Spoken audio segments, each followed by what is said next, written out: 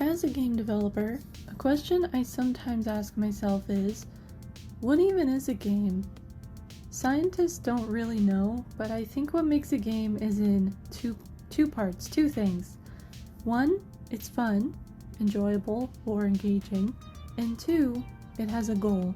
You can argue about whether these criteria are acceptable in the comments if you want, but I'm going to continue as though I'm right. And in today's video, and probably some follow-up videos, I'm going to focus on that second piece, the goal. Specifically, what are types of goals that video games have? How are these goals communicated to the player? How is progression toward that goal handled? And what is the player rewarded with? And why is that satisfying? Hopefully. The goal here is to learn what I can from other games so that I can come up with ways to make my game more engaging and interesting. For this video, just like my deep dive into game UI, I went through my Steam library, I looked at all the games I've played recently and not as recently, and I picked out the ones that I felt like were the most interesting in terms of progression. And I immediately realized I had way too many ideas to put into one video, so today we're just going to talk about roguelites, which is a recent favorite type of game for me that I didn't really like before. For a long time, I didn't think I liked roguelites at all, but I played Going Under in 2020 and I realized that I actually do like roguelites, as long as I can play at a difficulty that is reasonable for me. For example, Hades, though I know it's a favorite for a lot of people, it was just too hard for me. I didn't feel like I was getting any better, and I wasn't getting further each run, so I just stopped. Sorry everyone, I'm going to talk about some different roguelites. And this is my first important point about game goals and progression. Part of managing progression is managing difficulty in skill-based games. If a game is simply too hard for a player, they're just going to get bored or rage quit or get frustrated, and they're not going to enjoy the experience and they may just give up. And the way that many roguelites handle this difficulty thing is with the sort of meta game portion of the game. So there's usually something that you can unlock or earn even in a failed run that will give you some sort of advantage, usually a very small advantage on later runs. Vampire Survivors, for example, lets you earn coins in each run, and you can use those coins to unlock upgrades that come with you on all your other runs. And if at any point you actually want to make the game harder instead of easier, you always have the choice to refund the upgrades, and if you need it to be even harder than that, you can buy a curse, which makes everything harder. In Going Under, you unlock traits as you do additional runs, and these traits sometimes are very powerful and they show up in later runs. And once you progress the story a little bit, you'll also unlock mentors with special abilities that you can give yourself a little boost with. And another thing with the traits is that if you use the same trait for long enough, you can endorse it and pin it to your little bio thing, so then you always go into a run with that trait, as long as it's not imposter mode, which I won't really talk about since it's kind of like I think it's technically DLC, but it's definitely endgame content. One of my favorite roguelites, PlateUp, takes a slightly different approach to difficulty management, where instead of making things easier, relatively speaking, the more runs you do, they start you off with the easiest options, and the game gets harder as you sort of prove that you are learning. So you start with very small restaurants and simple entrees. These entrees, like steak and salad, have just one step. You cook it or you chop it. It's not too hard for a beginner to grasp. And once you play through a few runs with steak and salad, you can unlock more advanced entrees, larger restaurants, and eventually you can unlock the speedrun mode. And here, PlateUp is kind of relying on player skill to increase with experience, which can be a risky strategy. This is kind of the same strategy that Hades uses, where they have some things that do buff you up between runs, but they're really expecting the player to learn the enemies, to learn how to dodge properly and things like that.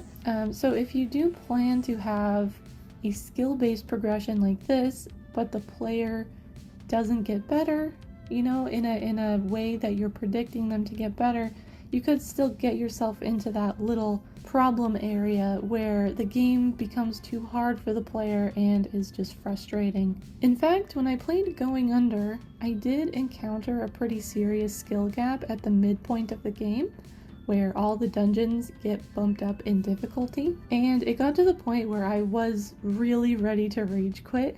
But luckily, there's offer some options, they call them assist options, I believe, that helps out players who are struggling.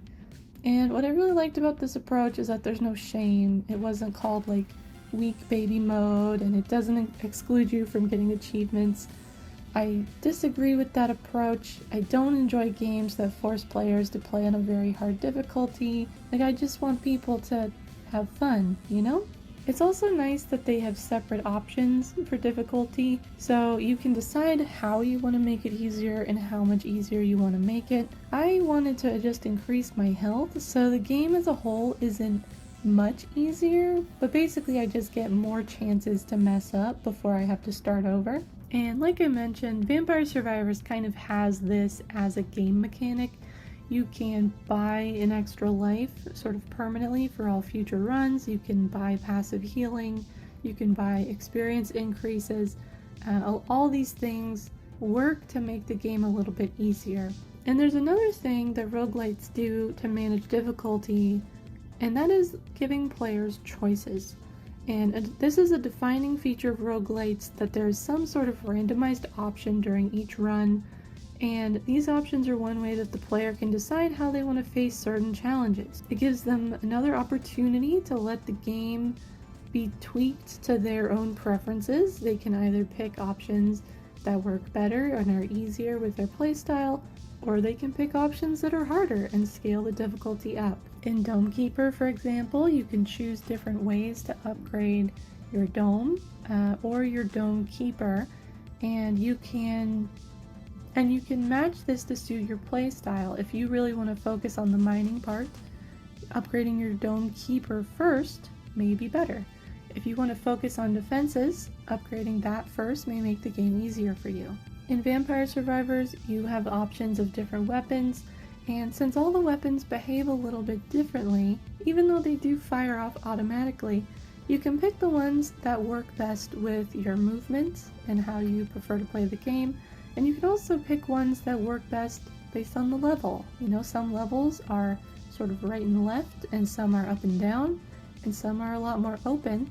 Different weapons may be easier on different levels. In PlateUp, by choosing your cards carefully, you can decide where difficulty is added with each card. So you may choose a card that makes the customers more difficult to manage, or the food more complicated. Or in the case of cards like Photographic Memory, it may shift the difficulty to your skills as a player rather than things the game is doing. In Cult of the Lamb, which I'm playing through for the first time right now and I'm having a lot of fun, they've sprinkled both metagame bonuses and player choices throughout many different points in the game.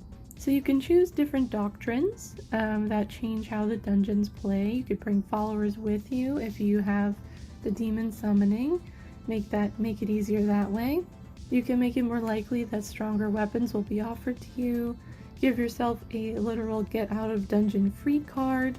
You can choose the route through the dungeon to avoid fighting. You can also choose to gain more followers or resources if you are in desperate need of that. So these are all just ways that game mechanics and player choices give the player an option to change how they want to play. And in terms of making games engaging long-term and helping players feel like they're making progress, progression, it's very important that the difficulty level is at a point that's like just a little bit too hard, but not way too hard.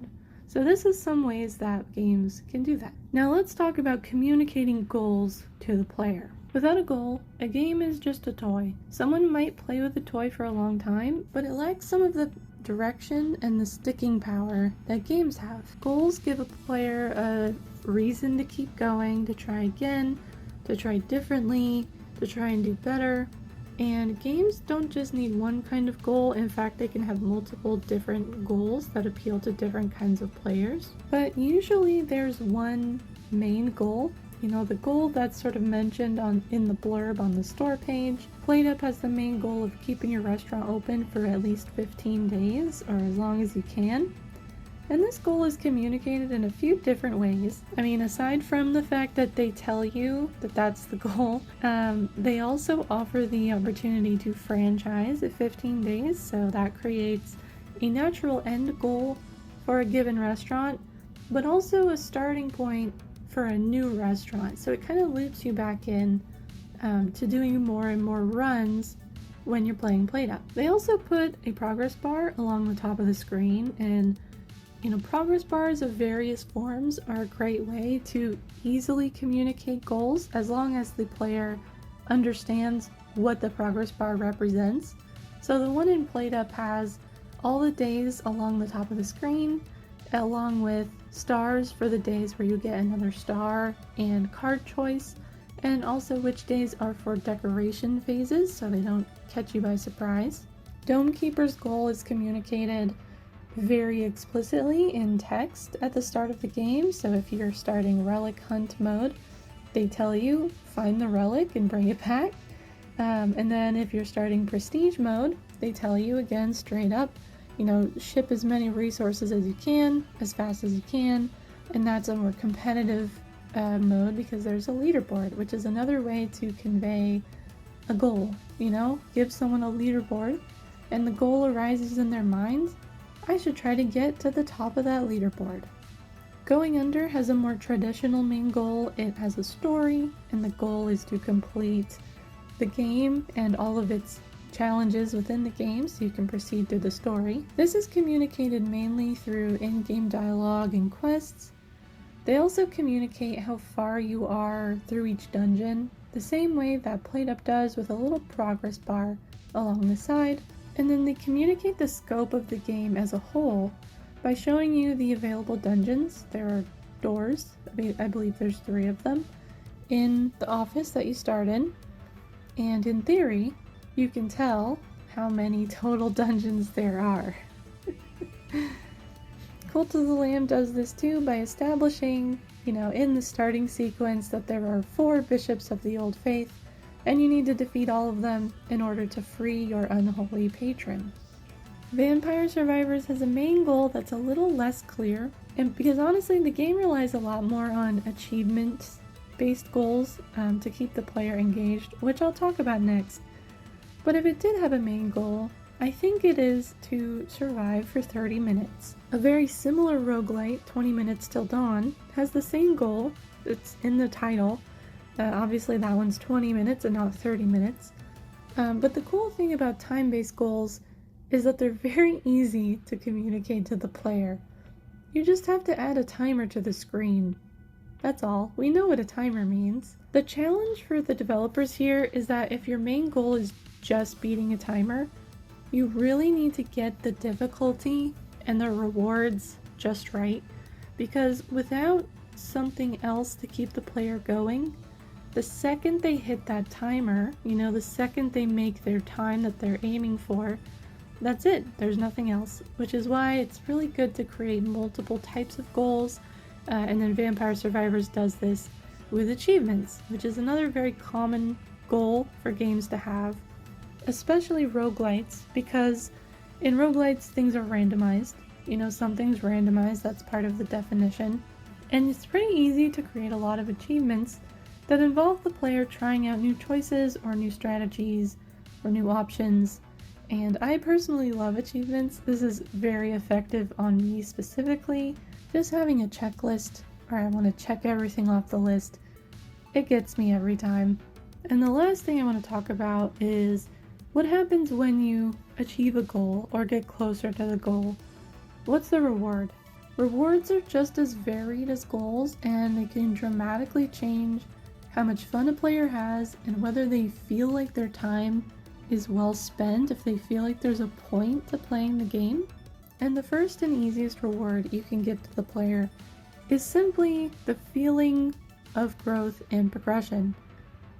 Make it easy for a player to see how they've gotten better or see how far they've gotten, and you give them a little free dopamine hit without really implementing anything new. It's not like you have to build a prize to give them. As humans, we love to experience growth, and no matter how successful or comfortable we might be, no matter how much we have, if we feel like we haven't grown or improved in a while, it makes us feel kind of bad. So we really strive to increase various aspects of our life, to change things so that we can have that feeling of growth. And games can use this or abuse it in the case of many MMOs to make players feel good by reminding them that they've accomplished something. You can put a level on the screen and let them gain experience, show how close they are to finishing a quest, give them a little ding when they win an achievement, display their personal best time. PlateUp, for example, has a leveling system. It's not very complicated, and it doesn't need to be. It's just a number with the experience being gained every run that lets the player know they are getting better, they're putting more time and more experience into the game, and it also periodically unlocks new entrees, new store types, and new modes and things like that.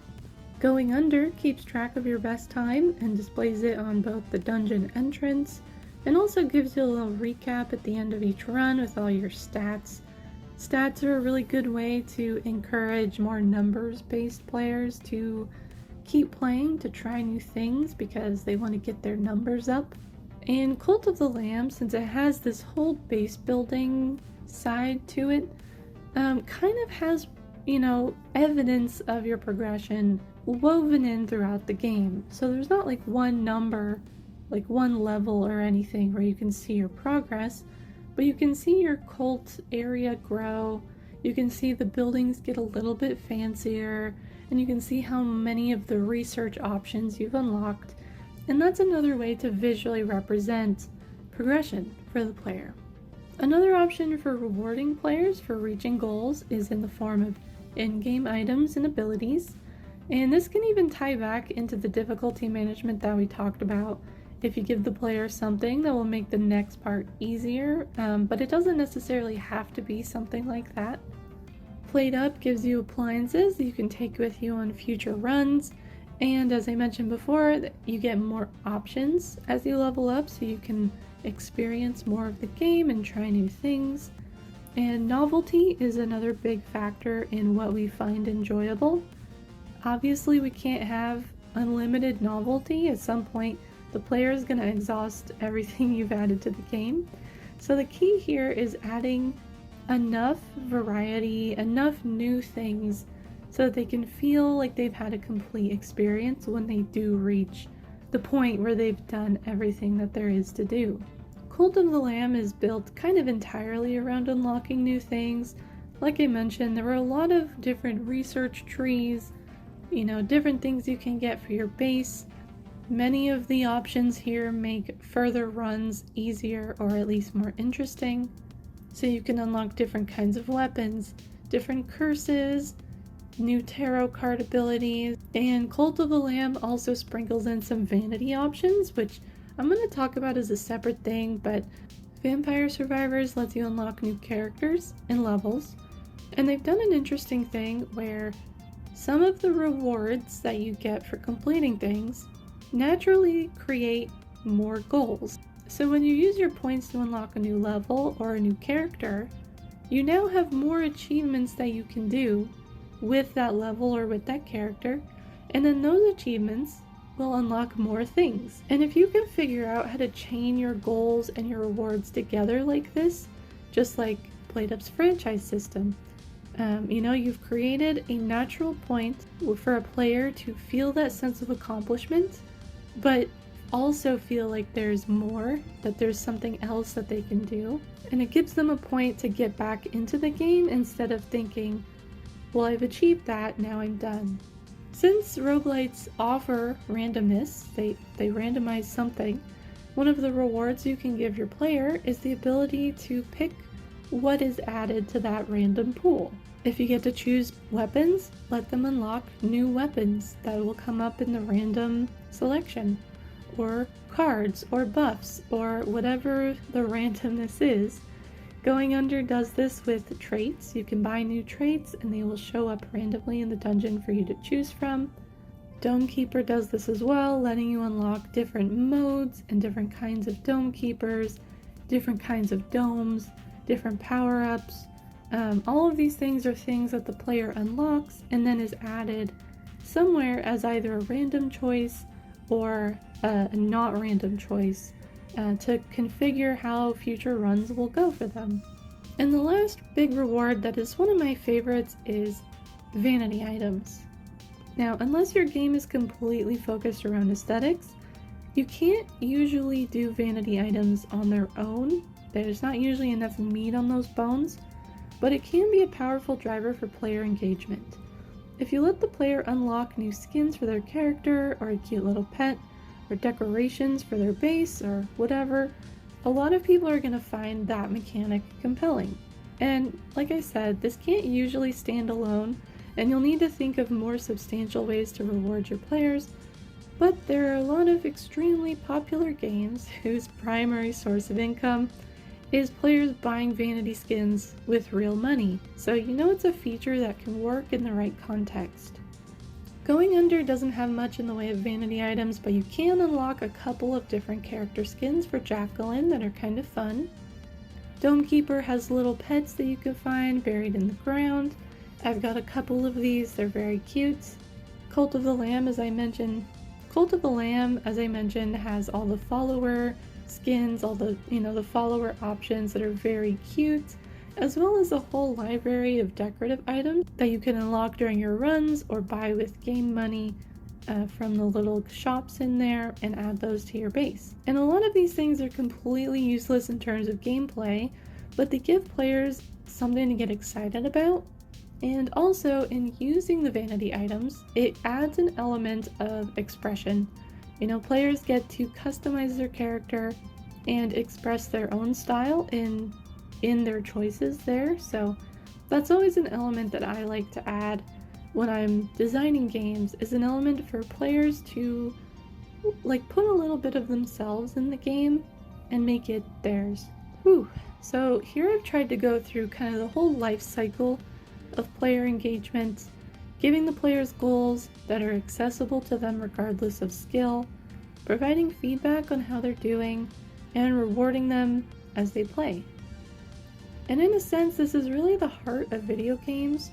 This loop is the whole point. It's why we keep coming back to play games that we love. It's what drives us to try out new games. And these are all things that I've noticed in my study of roguelite games, but let me know in the comments if there are other things that you can think of, or if you have suggestions for roguelites that you think I should try. I also want to mention a couple of housekeeping things. And first, I'm doing a subathon to celebrate 3 years of streaming on Twitch. On Twitch, I stream gameplay of a lot of the games I've mentioned here, and I occasionally stream live game development as well, if you're interested in that. My subathon is going to have a whole bunch of different activities. I'm very excited. It's going to start on June 5th, 2023, and it will continue until the subathon timer runs out, with a couple of rules and limitations. And my second thing is that I designed a shirt that is available on my website shop, featuring my Twitch emote character, a blue squid that I've designed. Unfortunately, I'm only able to ship to the US and Canada, but if that's you, if you're in the US or Canada, the shirt's available in a variety of sizes and in both a women's style and a unisex style. And a bunch of different colors too. Okay, that's all I've got. Thank you so much for watching. I'll be back soon with another video, so don't forget to subscribe, and I hope to see you there. Okay, thank you. Bye bye.